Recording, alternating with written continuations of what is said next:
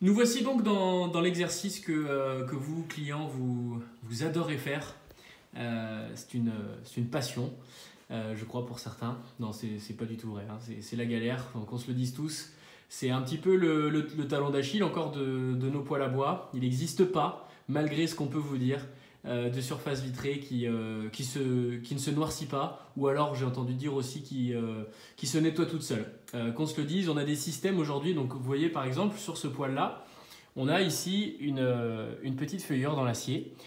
Cette feuillure, elle arrive au niveau du haut de la surface vitrée. Il y a de l'air, en fait, de l'oxygène extérieur qui rentre dans cette zone et qui va venir effectivement balayer la surface vitrée pendant le fonctionnement du poêle, du haut vers le bas, permettant donc le noircissement le plus infime qui soit.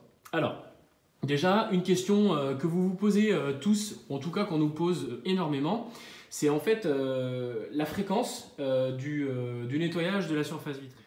Alors, cette fréquence de nettoyage de surface vitrée, elle dépend principalement de ce paramètre, le bois, le taux d'humidité de votre bois et l'essence de votre bois. Alors, petit rappel, on fera une autre vidéo à ce sujet, mais petit rappel, le taux d'humidité de ce qu'on a ici devant nous doit être entre 15 et 20% d'humidité. À ce titre, on a des hygromètres, voilà, du matériel qui est capable de mesurer le taux d'humidité de votre bois.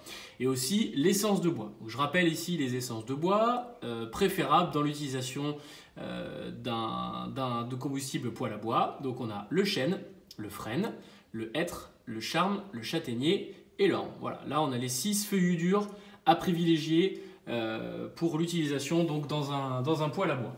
Alors, revenons à nos moutons. La fréquence du nettoyage, effectivement, dépend donc de la qualité de votre combustible, dépend aussi de la qualité de votre poêle à bois. Elle dépend aussi, évidemment, du positionnement du bois, et ça, il y a donc une autre vidéo qui sera faite à ce sujet. Elle dépend du positionnement de l'arrivée d'air, hein, donc l'organe de gestion d'arrivée d'air qu'on voit ici, qui est très très sale et qu'on va nettoyer, bien évidemment. Voilà, alors nous, on considère... on va dire comme normal, à peu près entre 3 et 6 nettoyages de vitres par mois. Voilà, ça c'est ce qu'on va considérer comme normal. On va considérer que c'est plutôt anormal, on va dire voilà, à partir de 6 nettoyages de surface vitrée par mois, on commence vraiment à être sur des fréquences qui sont un peu illogiques en principe. Pour ce faire, alors vous allez avoir besoin d'un petit peu de matériel. La première des choses, c'est qu'il faut vraiment que vous puissiez protéger votre partie basse, notamment au niveau du sol. Alors bon, parfois c'est un peu avec les moyens du bord, c'est le cas ici, hein, on a des cartons, on a des magazines qui ne nous servent plus, qui ont déjà été lus, des nouvelles qui sont plus fraîches. Enfin, en tout cas, vous faites ce que vous voulez, mais l'idéal c'est vraiment de pouvoir protéger cette partie sol. Ici, on a un seau d'eau chaude avec une éponge. Alors à ce titre, là c'est une éponge classique, hein, avec un comté vert qu'on va pas utiliser, mais nous avons à disposition ce qu'on appelle nous des éponges magiques avec un côté microfibre et avec un côté grattoir anti-rayures qui est fabriqué par un fournisseur qui s'appelle 19, qu'on a à disposition. Pour le coup c'est vraiment magique, hein. Voilà, ça tient bien son nom. Ici on a un produit à vitre toujours de chez 19, qui sera quand même relativement nécessaire. Alors c'est vrai que pour ceux où la combustion est parfaite, on arrive quasiment à nettoyer la vitre sans avoir besoin de produit. Pour la plupart d'entre vous, théoriquement, vous aurez quand même un petit peu besoin de chimique. Et donc, l'idéal, c'est quand même aussi d'avoir des gants, hein, pour pouvoir vous protéger tout simplement. Vous allez avoir aussi besoin de petites tranches d'essuie-tout, hein, pour pas citer la marque, donc qui vont tout simplement pouvoir vous permettre de bien rincer en fait et d'enlever toute l'eau que vous aurez sur la surface vitrée. Et vous allez avoir aussi besoin d'un aspirateur à cendres. L'aspirateur à cendres, il va tout simplement pouvoir vous permettre d'enlever toutes ces cendres là qui sont restées ici, hein, vous voyez, c'est bien sale, c'est bien volontaire.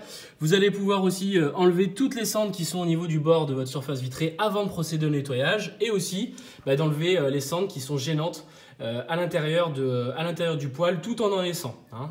Là c'est pareil, on aura une petite explication là-dessus sur le niveau des cendres à l'intérieur de l'appareil.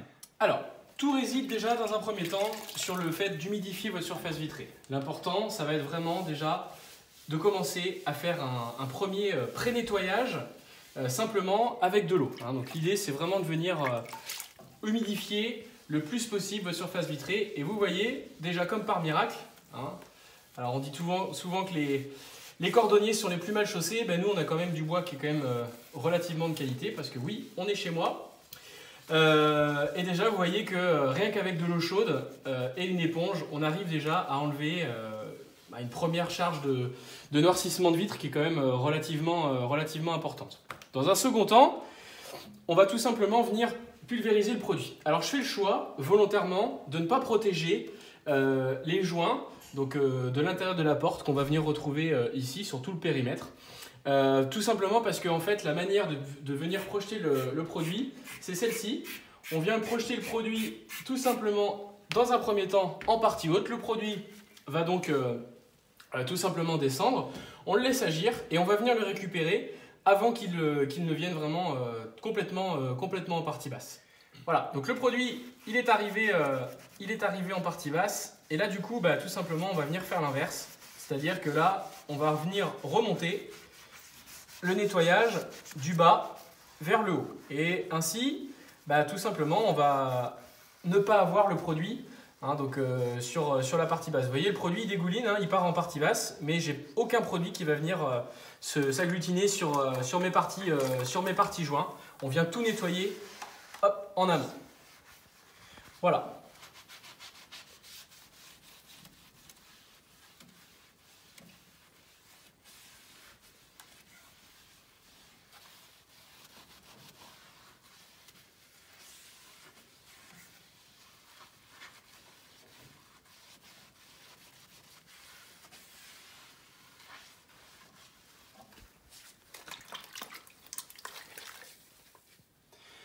Donc ici, on a une surface vitrée qui est quasiment complètement nettoyée. Hein. Là, je suis revenu prendre un petit peu d'eau claire pour pouvoir enlever tout ce surplus et toutes ces petites gouttelettes noircies. Et là, j'ai une surface vitrée qui commence vraiment à être de plus en plus claire. Voilà. Une fois qu'on a fait ça, c'est notre essuie-tout magique qui va venir faire le reste. Là maintenant, on a tout nettoyé. Il s'agit simplement de venir sécher notre surface vitrée avec pour objectif de faire un feu le plus rapidement possible. Par ailleurs, justement, pour répondre à cette question qu'on souvent nous pose, c'est quand est-ce que je peux venir refaire un feu une fois que ma surface vitrée est nettoyée? La réponse est toute simple, c'est dans la foulée. L'idée, c'est vraiment de venir nettoyer la surface et de la sécher le plus vite possible pour qu'on puisse venir refaire un feu dans la foulée. Et c'est là où la qualité du produit à vitre que vous utilisez est extrêmement essentielle parce qu'un produit à vitre de mauvaise qualité, c'est un produit à vitre qui est gras. Et là, en l'occurrence, ici, on a un produit à vitre qui sèche très vite et qui ne laisse pas de traces et de surépaisseur de gras à l'intérieur de la surface vitrée, ce qui va donc vous permettre de pouvoir créer une combustion facilement et de ne pas avoir en fait, de noircissement de vitre prématuré au prochain allumage. Voilà, donc petite dernière chose, les angles sont souvent les endroits les plus pénibles à venir atteindre. Donc c'est vrai que les petits morceaux d'essuie-tout peuvent venir à la main vous permettre de pouvoir nettoyer ces angles avec un petit peu plus de précision. Faites attention à ça parce que c'est vrai que souvent il peut y avoir un petit peu de noircissement dans les quatre coins qui sont un peu plus durs à ravoir dès lors qu'on n'y revient pas quasiment chaque semaine. Voilà, c'était juste ce petit point de vue là. Également ici donc, sur cette partie haute, il ne faut pas hésiter aussi à passer un petit coup sur les hauts des portes. Là il y avait un petit peu de poussière et de cendre qui s'accumulent dès lors qu'on ouvre la porte. En fait, il y a toujours un petit peu de cendre qui va venir remonter. Voilà, c'était pas une séance de sport produite par Cheminée Tesson, c'était simplement le nettoyage de votre surface vitrée. Voilà, c'est vraiment les séances super plaisir des Cheminées Tesson.